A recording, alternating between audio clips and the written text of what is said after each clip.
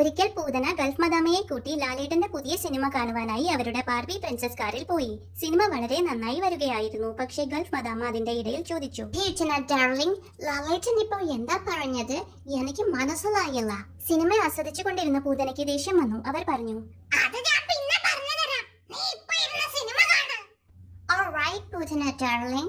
Gulf മദാമ പറഞ്ഞു.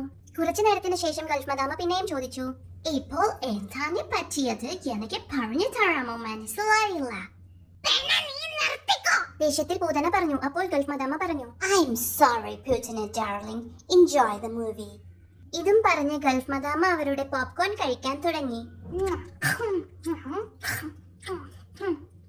ഈ പ്രാവശ്യം പൂതനയ്ക്ക് ദേഷ്യം സഹിക്കാനായില്ല. അവർ മന്ത്രം ചൊല്ലാൻ തീരുമാനിച്ചു. അവർ ചൊല്ലി,